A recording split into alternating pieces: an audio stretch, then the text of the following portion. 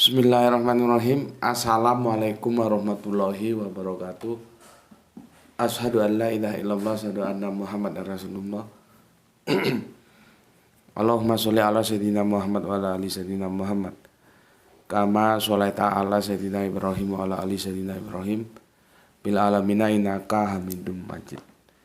Sebelumnya kita panjatkan dahulu doa kepada Gusti Allah yang Kamu Agung untuk saudara-saudara kita yang telah memberikan sholawatnya kepada channel dakwah ini, sehingga channel dakwah ini dapat eksis hadir dalam ruang-ruang diskusi kalian semuanya. Dengan sebuah harapan tentunya, semoga catatan langit itu menjadi amal soleh ya bagi mereka semuanya ya. Dan insya Allah dari sholawat-sholawat itu ya akan terbalaskan oleh Gusti Allah yang Kamu Agung dengan balasan yang lebih baik lagi. Berikutnya untuk seluruh pewaris terkasihku dimanapun kalian berada, aku ucapkan terima kasih yang dalam negeri maupun di mancanegara ya, atas apresiasinya. Semoga selalu always dan tidak pernah never. Bagi yang berkenan silahkan di share link kajian dari channel dakwah ini. Linknya jangan diunduh, potong-potong, diunggah nggak karuan, jangan. Berikutnya untuk seluruhnya aku tidak bisa ucapkan nama kalian satu persatu ya. Terima kasih atas doa-doa baiknya, semoga kebaikan doa itu juga tersurahkan untukmu semuanya. Sebagai sesama saudara muslim, kita saling mendoakan dalam kebaikan, dan insya Allah doa kita bagian dari doa-doa yang dikabulkan oleh Gusti Allah yang Kamu Agung. Amin amin ya rabbal alamin. Kita masuk seri yang kedua ya.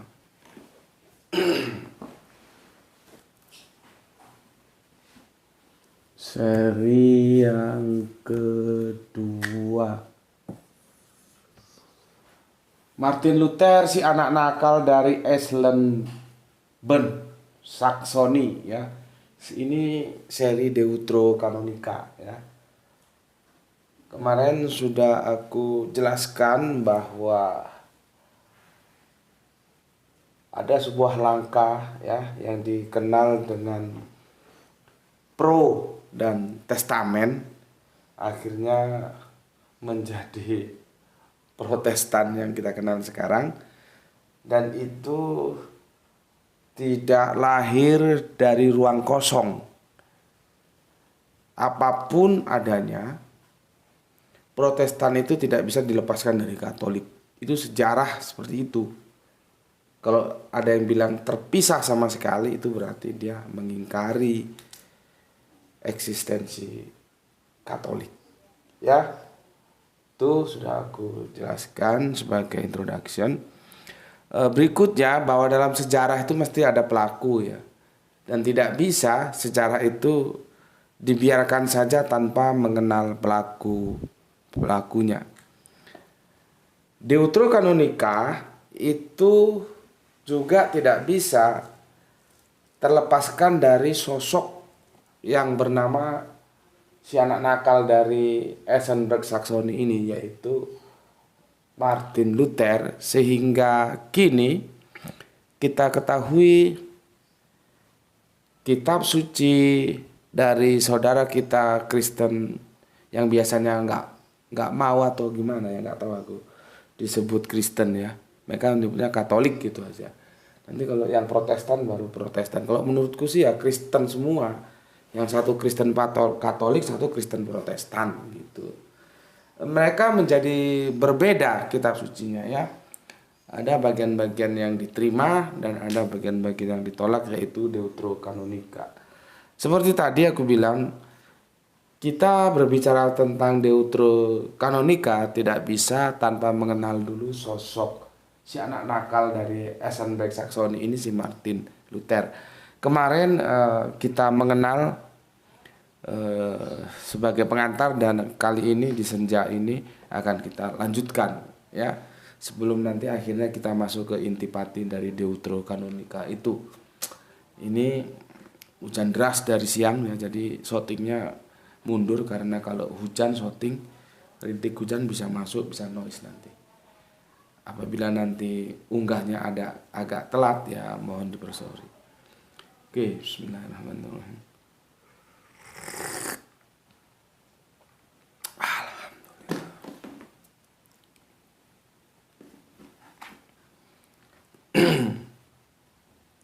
Kita lanjutkan untuk mengenal biografinya dari si Martin ini ya. Daerahnya Martin ini daerahnya orang-orang pinter loh ya. Daerahnya orang-orang pinter. Jadi tempat dia di Essenbrück Saxony ini tempatnya orang-orang pinter. Artinya banyak tokoh-tokoh pinter yang berasal dari daerahnya. Namun demikian, pada saat itu tidak ada yang menduga atau tidak menyangka, ya, kalau si Luther ini ya, si Martin Luther ini akan tercatat dalam sejarah ya sebagai salah satu pemikir besar di bidang keagamaan. Tidak ada yang menyangka. Ya, sebagaimana anak-anak ya seperti itu. Ya, jadi tidak ada yang menyangka. Walaupun sebenarnya memang di daerah dia itu daerah yang banyak melahirkan orang-orang pintar. Ya gampangnya si Martin Luther ini ya biasa, nggak masuk hitungan gitu loh. Dianggap biasa saja gitu ya.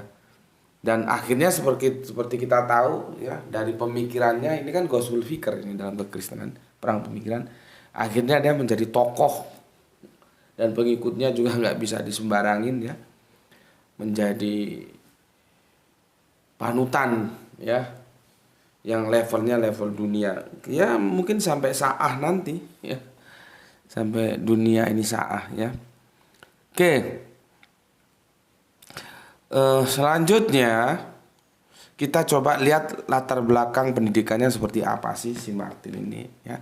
Apakah dia memang dicetak ya dari awalnya oleh orang tuanya ya untuk masuk menekuni dunia-dunia keberagamaan atau gimana?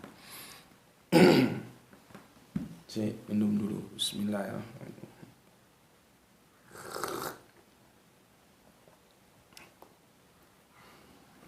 Oke.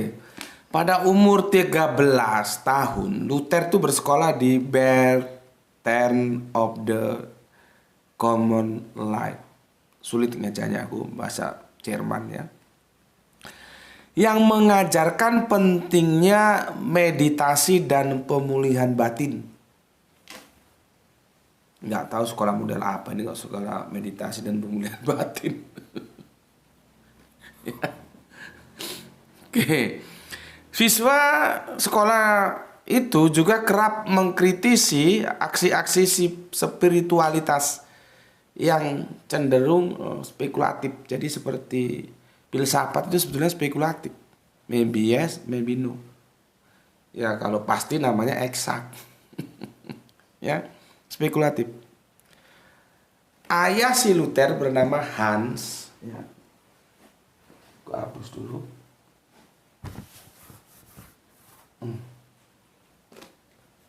Duh. Dia sudah kering, jadi agak repot dihapusnya. Ya. Tapi kalau terlalu basah juga nanti nulisnya nggak bisa ya. Atau kasih air dulu tuh, dikit. Kok sulit banget. Ya. Ayahnya itu namanya Hans, bukan Hans Andersen ya. Itu punya anak namanya si Martin Luther ini.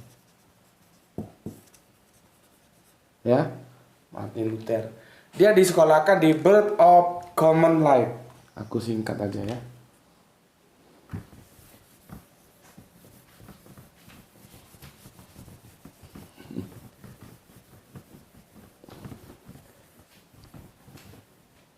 Nah, supaya kalau nggak kering dia nggak bisa ditulis.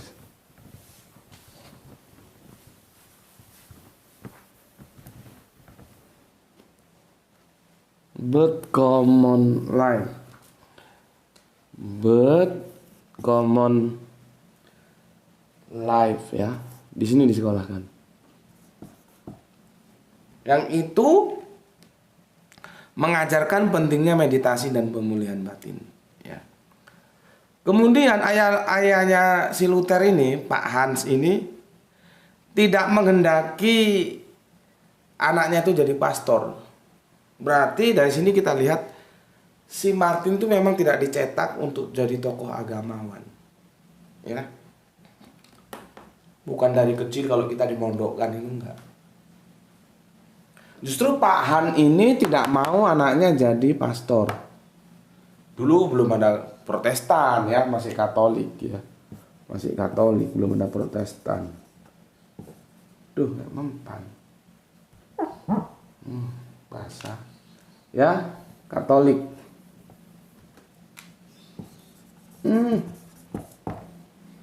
Ya. Lalu ya, dia mengharapkan si Luther kecil ini bisa menjadi lawyer. Jadi sebetulnya pendidikannya itu diarahkan ke hukum karena ingin anaknya dari lawyer, ya, jadi lawyer. Jadi bukan dari kecil dicetak ya untuk menjadi anak-anak. Kemudian Hans ya, bapaknya itu mengirim Luther yang kala itu sudah 15 tahun, berarti 3 tahun dia sekolah di ini, ya.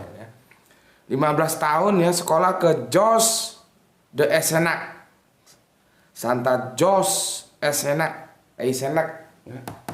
Nggak usah aku tulis lah, sulit. Yang penting kamu tahu alurnya aja ya. Bahasa Jerman ini sulit. 3 tahun kemudian Luther melanjutkan, ya ini mungkin setingkat SMA gitu ya.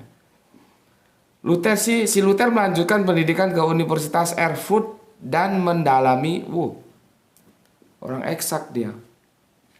Aritmatika, astronomi, geometri, tapi filsafat juga dia belajar. Sama sekali tidak ada hubungannya dengan teologi. Bismillahirrahmanirrahim.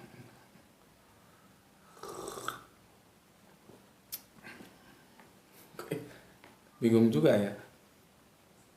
Jadi nggak linear ilmunya ya. Pengacara, terus belajar eksak, ya. Kemudian urusan keagamaan dan teologi semakin jauh dari Luther muda. Jadi begitu dia muda ya beranjak dewasa lah, namanya kan sudah kuliah. Sama sekali nggak ada bau-baunya agama. Baru nanti timbul cerita klise itu. Tapi bagaimana dibilang klise, memang banyak yang begitu ya. Jadi begini ceritanya. Cerita ini cerita klise yang biasa kita temui dari pemuka-pemuka agama adalah kisah masa lalunya merasa mendapat dalam tanda kutip panggilan Tuhan katanya. Dan menjadikannya rohaniwan karena dipanggil ya. Karena dia punya momen seperti itu ya. Kita lihat ceritanya seperti apa. Jadi begini. Satu ketika di bulan Juli 1505. Julai tanggalnya nggak ada. 1505. Ya, 1505. Sekarang sudah 2000. Luther itu terjebak badai besar. Ya, badai besar yang hanya berjarak beberapa jam naik kuda dari Erfurt ya, dan dia dihantam petir gitu loh. Ketika dalam perjalanan, peristiwanya Juli 1505 ya, si Luther ini dalam perjalanan ada badai besar ya, kemudian dia di tengah perjalanan itu dihantam oleh petir, ya, dihantam oleh petir. Kemudian Luther, ya namanya terkena petir ya terpelanting jauh dari kudanya. Jadi belum ada sepeda motor, mungkin masih kuda. Bismillahirrahmanirrahim.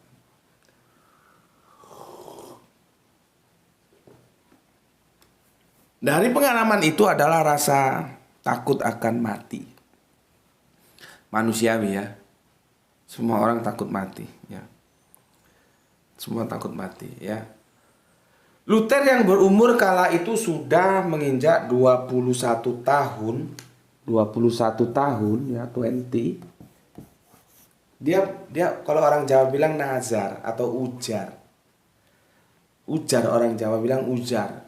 Kalau kita nazar nyebutnya ya. Dia nazarnya eh, begini. Dia ya karena sebetulnya bukan N ya. Di sini N. Tapi kalau aku baca di Injil Yakobus itu an. Hana, Hana, Hana. Ya, di sini N. Ini mamanya atau ibundanya, neneknya, utinya Yesus. Jadi ini bundanya Bunda Maryam. Jadi dia bersumpah atas nama Bunda Maryam. Bundanya Bunda Maryam. Bukan Bunda Maryam. Dia bersumpah atas nama bundanya Bunda Maryam. Kok di sini tulisannya Ane. Ya. Oh, sudah 15 menit. Ane, kalau di Injil Yakobus aku baca Hana ya. Yaitu mungkin dialek aja lah ya. Dialek aja, nggak perlu dipermasalahkan. Dia bersumpah ya bahwa dirinya akan menjadi rahib jika nyawanya selamat. Gitu. Jadi perpindahan momen dari sekuler ke teologis itu ya ketika dia terjebak badai dan disambar petir, terpelanting dan sekarat gitulah ya.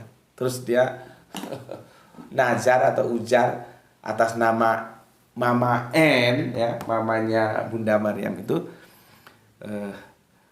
dia akan apa namanya itu menjadi rahib atau kalau kita rohaniwan ya. Sehingga itu dipenuhi karena memang akhirnya ndak tewas, ndak mati gitu ya. Momen itulah yang membuat Luther menempuh jalan asketisme. Ya. Akestisme. Aku hapus dulu ya. Kalau kita itu jalan-jalan kerahiban gitu loh. Jalan-jalan ke kerahiban. Sebetulnya asketisme itu nggak ada hubungannya dengan rahib. Asketisme artinya olahraga atau latihan. Ya latihan menjadi orang soleh mungkin begitu ya. Jadi hidupnya sudah berbeda dengan orang lain. Orang lain mau senang musik, dia nggak mau senang musik. Gitu. Ya, asketisme.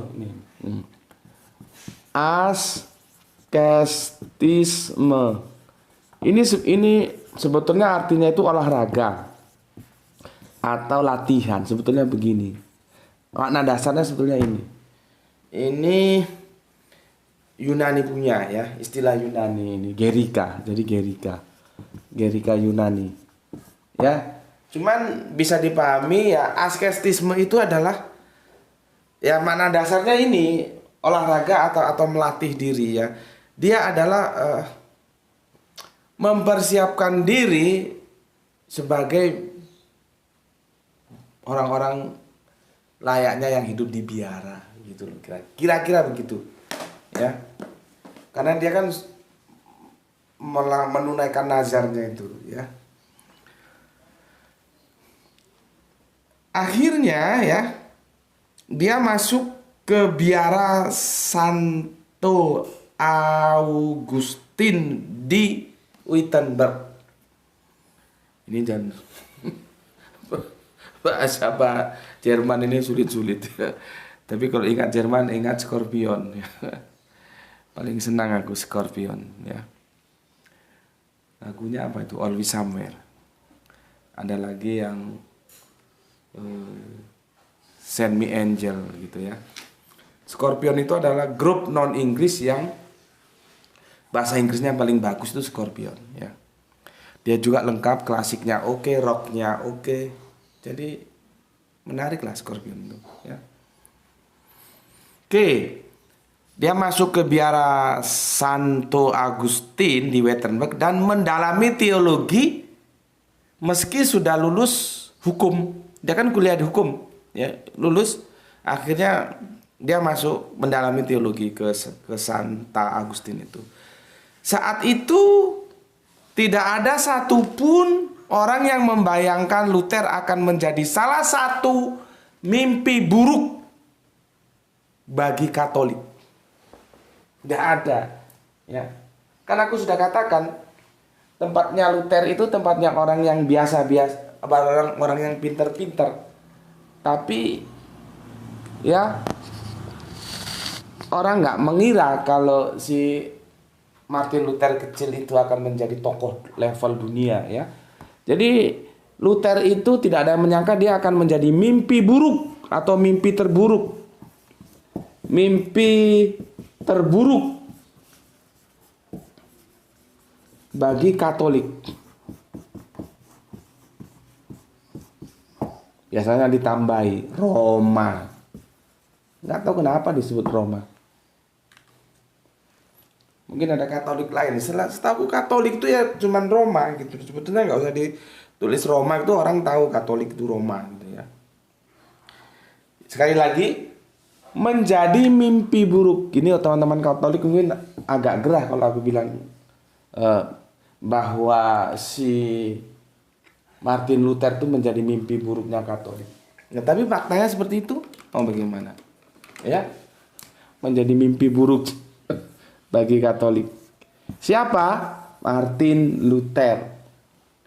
Ya, Martin Luther. Oke. Jadi dia sekarang sudah mendalami teologi ya, yang awalnya mau dijadikan lawyer oleh bapaknya, pengacara ya. Karena peristiwa itu tadi, yang klise tadi ya, akhirnya dia memenuhi najarnya dan dia mengikuti askestisme ya, masuk ke biara, dan disitulah dia menjadi mimpi terburuk bagi Katolik. Ya. Oke, kalau aku kan enggak, aku terjun ke dakwah itu ya karena keinginanku tidak tercapai gitu aja. Aku kan sudah pernah ceritakan bahwa aku dulu sekuler. Ya sekuler itu artinya ya bukannya nggak sholat, ya sholat ya yang pokok-pokok itu dijalankan, tapi sama sekali nggak ada terlintas kita harus berdakwah, kita harus saling menjaga akidah saudara kita, nggak ada. Urusan lu, urusan gue disuruh sholat, gue sholat, gue disuruh zakat, gue zakat, suruh puasa, gue puasa. Tapi urusan gue, dan gue tidak peduli yang namanya dakwah itu dulu gitu ya. Dan akhirnya setelah wisuda kan mimpinya kan mau jadi GM ya, bukan manajer, GM-nya. Setelah daftar sana sini dan akhirnya tidak ada yang masuk ya, terpental di jalanan gitulah ya. Akhirnya secara ya memang dasarnya aku suka berpikir, agama itu kan harus diuji lewat pemikiran, lewat diskusi. Sepertinya ketemunya di situ aja, akhirnya aku terjun dalam dunia dakwah. Jadi tidak klis seperti apa yang dialami oleh Martin Luther, enggak begitu ya. Kalau aku ya karena keinginanku nggak tercapai gitu aja. Makanya aku kadang-kadang dalam kesendirianku aku berpikir, sebetulnya aku dakwah ini ikhlas enggak sih? Aku nggak berani bilang ikhlas. Bisa jadi nggak ikhlas, tapi aku tetap lakukan biar Allah yang menilai. Karena apa?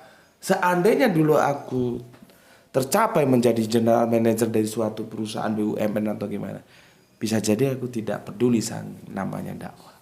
Ya. Oke. Sekarang kita lihat tahun 1512 ya. Tahun 1512. Sini ya. 1512. Ada apa di tahun ini? Ya. 3 tahun setelah Luther mengajar, akhirnya dia mengajar di Universitas Wittenberg ya. Ada sosok. Nah, ini jadi nanti menjadi perang, bisa disebut perang pribadi, perang ya memang awalnya perang pribadi ya. Ya. Perang pribadi.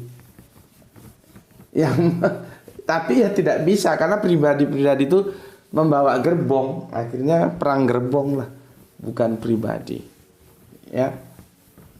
Oke, tahun ini Luther itu sudah jadi dosen. Ya, sudah jadi dosen di kampusnya itu Wittenberg, ya. Tersebutlah Paus, ini mulainya, Leo ke 10. Nih Nih, ini masih satu, masih Katolik, belum ada yang lain. Ya. Tersebutlah Paus Leo menjalankan praktek indulgensi. Masih nampak sini tuh? Indulgensi. Seperti apa ya? Seperti pengampunan dosa gitu ya, pengampunan dosa. Indulgensi ya, penghapusan hukuman. Sebetulnya artinya ini penghapusan hukuman gitu ya. Di mana pengampunan dosa bisa didapat oleh siapapun. Lihat itu. Ya. Akhirnya aku bilang jauh-jauh hari sebelum, padahal aku belum menggarap ini loh. Kita menggarap tentang salib, soteriologi salib. Aku bilang itu sebetulnya Yesus disalib sama sekali tidak mempunyai nilai teologis. Itu nilai politis, bukan nilai teologis terus bisa menghapus dosa. Nah, logiknya nggak kena, rasionalitasnya jauh, alkitabiahnya juga bertabrakan. Makanya aku bilang seharusnya soteriologi logos yang diambil, bukan soteriologi salib. Ikuti aja ucapan Yesus, bukan ikuti salib yang dogma dibikin oleh Paulus. Makanya aku bilang dari kemarin, kalian tuh Kristen atau Paulen. Karena bagaimana menetralisir dosa itu beda. Yang satunya lewat penebusan Yesus di kayu salib, yang satunya Yesus mengajak pertobatan. Dan bagi Yesus tidak semua orang berdosa, ada orang berdosa, ada orang baik. Yesus datang untuk orang berdosa supaya diajak bertobat. Kalau si Paulus dihantam kromo, semua orang berdosa, ditebusnya dengan salib Yesus, kan beda. Terus pertanyaannya, sebetulnya Anda itu Paulen atau Kristen? Kan begitu. Nah sekarang hadir lagi Paus Leo ini melakukan gerakan indulgensi. Setiap orang dosanya bisa diselesaikan dengan cara membayar. Coba. Ini aku kasih nama, ini menurut versi aku loh ya. Kalau kamu cari sumbernya nggak ada, nanti kamu cari googling sumbernya nggak ada. Aku kasih nama soteriologi mau dan uang. Karena apa? Aku bacakan. Pada 1512, 3 tahun setelah Luther mengajar di Universitas Wittenberg, Paus Leo ke-10 ya menjalankan praktek yang disebut indulgensi ya. Gampangnya itu penghapusan hukuman. Yang baru, di mana pengampunan dosa bisa didapat oleh siapapun. Syaratnya hanya 2, ya, mau dan punya uang. Maka aku menyebutnya itu soteriologi mau dan uang. Jadi kalau kamu mau aja bayar dan kamu punya uang untuk membayar, dosamu selesai.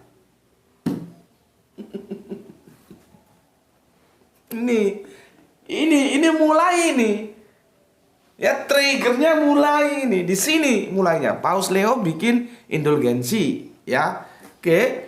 Berikutnya, kenapa Paus Leo membuat indulgensi ya, menggalang dana? Karena dia memerlukan dana ya untuk proyek ya rekonstruksi Basilika Santo Petrus di Roma.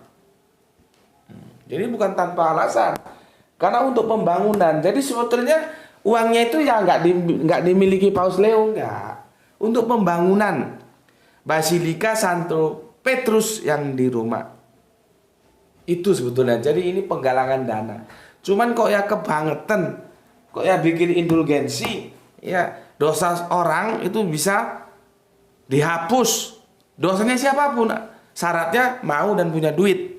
Nah kan kasihan ya nggak punya duit. Lah terus soteriologi salib mau dikemanakan? Coba kacau.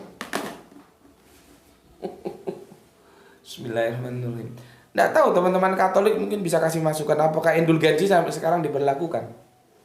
Bismillahirrahmanirrahim.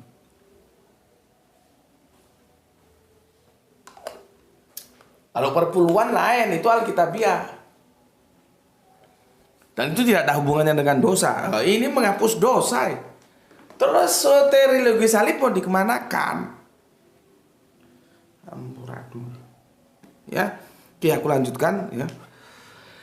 Salah satu yang mendukung langkah ini adalah biarawan Johann Tetzel. Ya, pendukungnya ini adalah biarawan Johann Tetzel.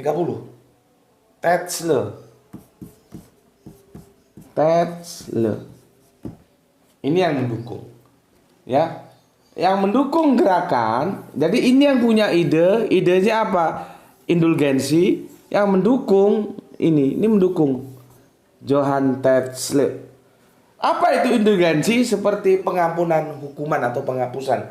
Kalau kamu bayar, kamu punya duit, dosamu diampuni. Selesai, sudah. Ya. Makanya aku kasih nama, ini aku loh ya kasih nama. Nanti kalau kamu googling ya nggak ada.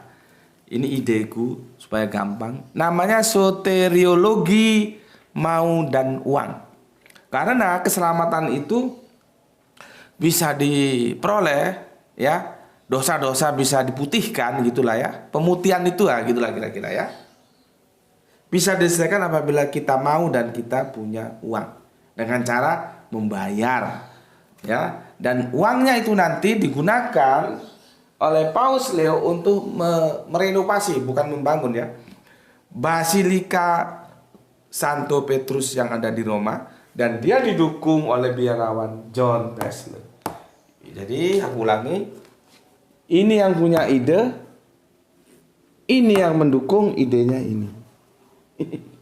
Oke, sudah 30 menit lewat 1 menit, sampai sini dulu, santai-santai saja. Besok kita lanjutkan lagi pengenalan kita tentang siapa itu si anak nakal dari Elsben Saxony, yaitu Martin Luther yang merupakan mimpi terburuk bagi Katolik Roma. Siapa? Ya si Martin Luther itu, yang nggak masuk hitungan, yang awalnya tidak punya niatan dan memang sama orang tuanya itu diprogram untuk jadi lawyer.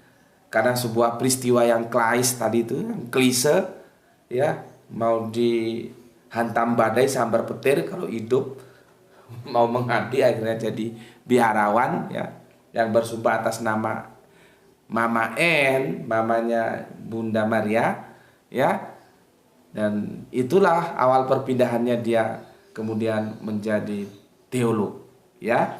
Terus bagaimana reaksi daripada si anak nakal ini terhadap keputusan Paus Leo? Insya Allah besok bisa kita lanjutkan dalam seri yang ketiga. Sampai di sini dulu ya. Jaga Allah, jaga Kanjeng Nabi, jaga Al-Quran, jaga sholatmu, menjadi bingkai imanmu. Tetapi jangan lupa tetap beri hormat kepada saudara-saudara kita yang memilih jalan lain.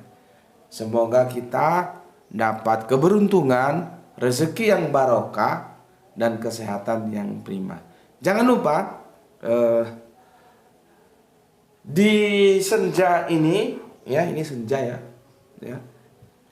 aku kasih kalian satu yang ini ideku ya. Jadi jangan cari di googling, nggak ada. Satu lagi soteriologi, yaitu soteriologi mau dan uang, ya. Jadi kalau kamu mau dan kamu punya uang, maka kamu bisa masuk surga, dosamu diselesaikan. Ingat, soteriologi mau dan uang. Oke, salam Isra untuk semuanya, saudara-saudaraku dimanapun kalian berada.